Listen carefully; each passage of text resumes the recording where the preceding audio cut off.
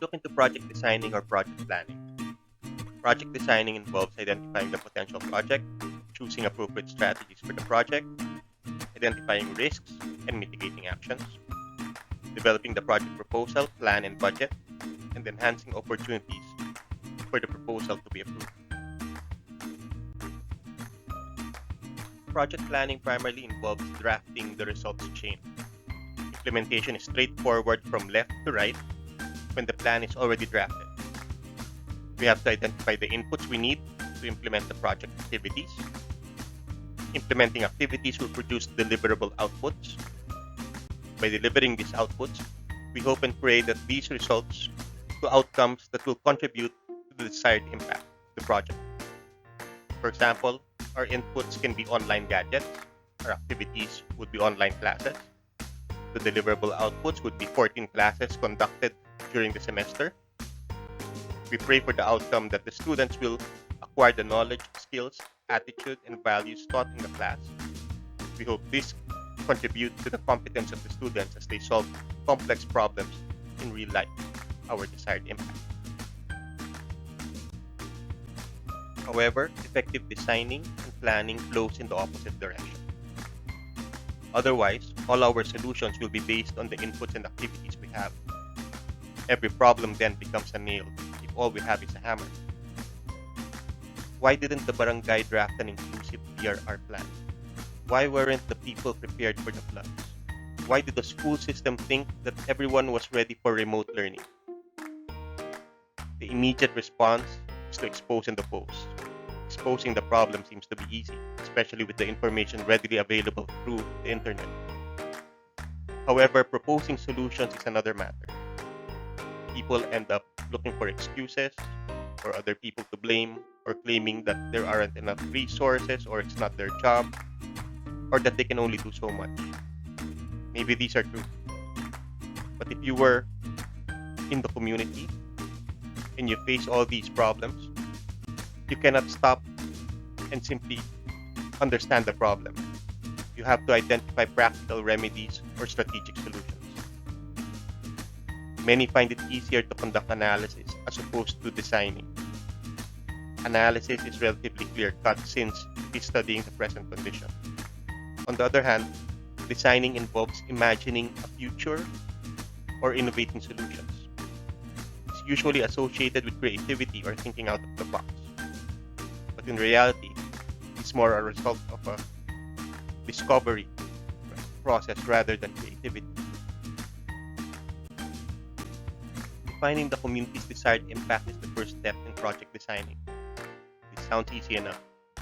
But similar to identifying the core problem in a problem tree, if you don't get the core issue the community experiences, the causes and effects you map out may be difficult to grasp for the people who will actually use that analysis. Is the desired impact a social enterprise that will increase their income by 20%? Is it a modified community DRR plan that is inclusive? Is it a policy that will provide laptops for school children to attend online classes? Most likely not. This may contribute to their desired impact, but these are not the changes they want in their lives.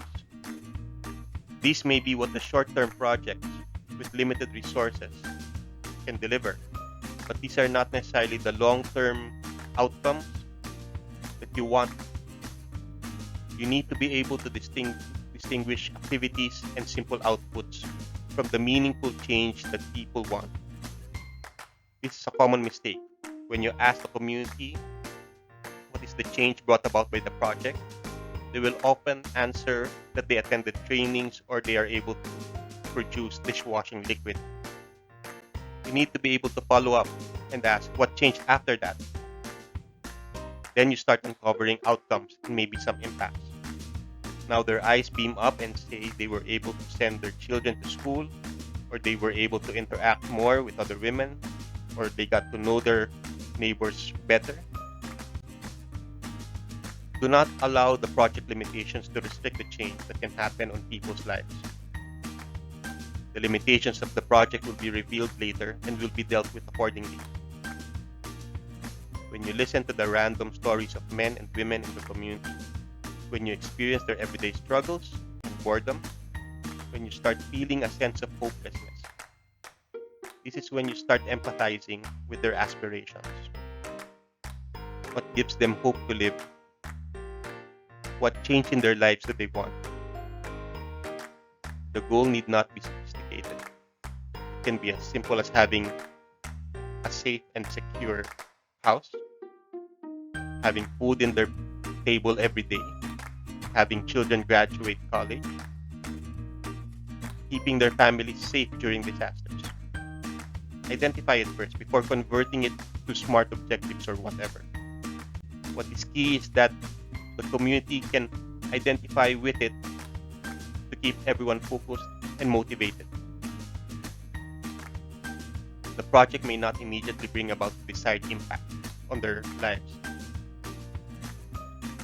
Succeed or fail, it will create a collective experience of dreaming together, critically analyzing problems together, and sacrificing time and resources together.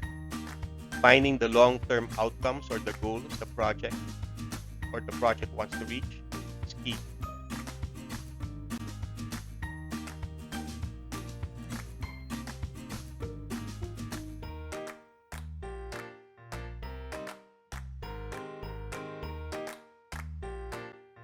The next step is identifying the different strategies or causal pathways.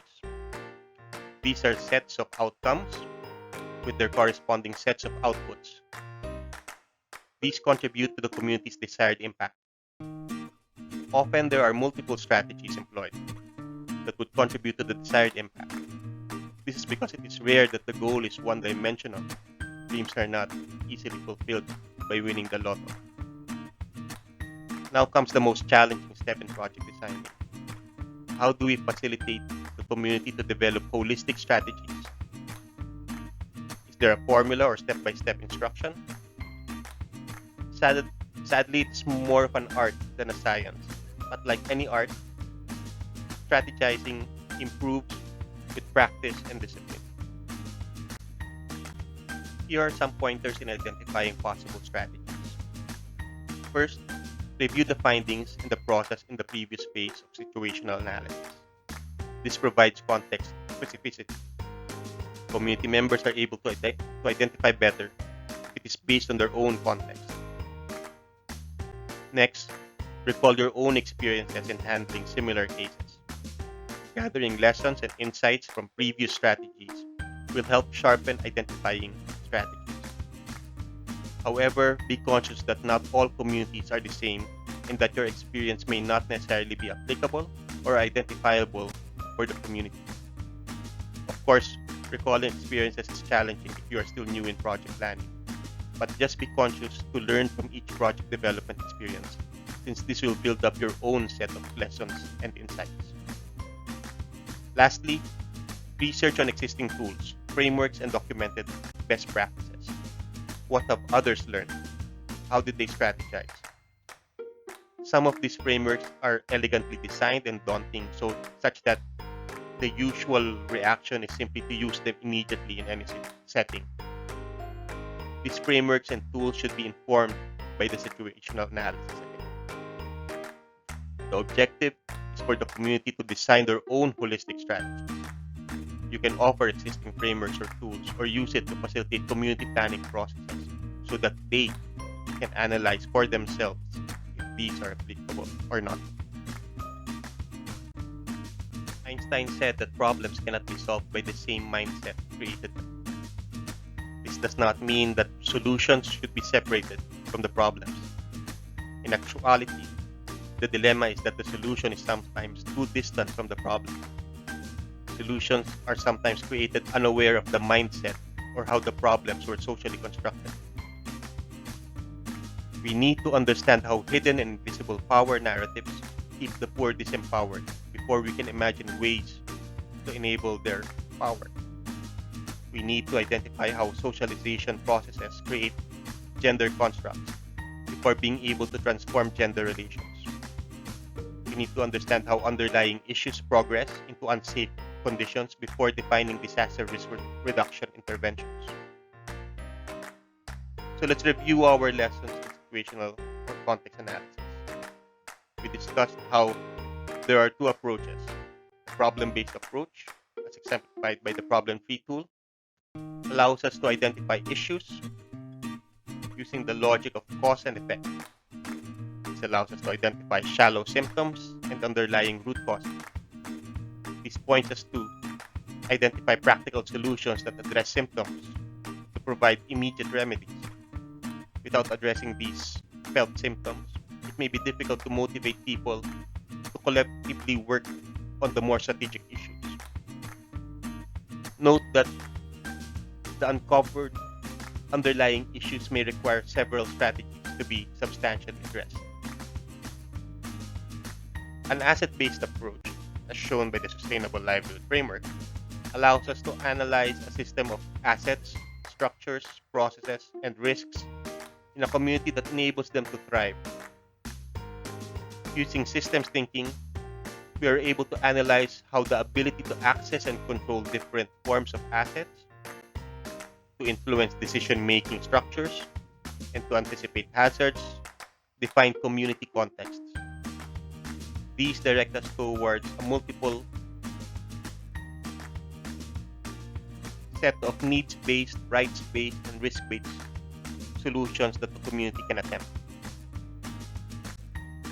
Let's use as an example a disaster risk reduction goal to have vulnerable communities live with dignity and respond successfully to the disasters and risks they face.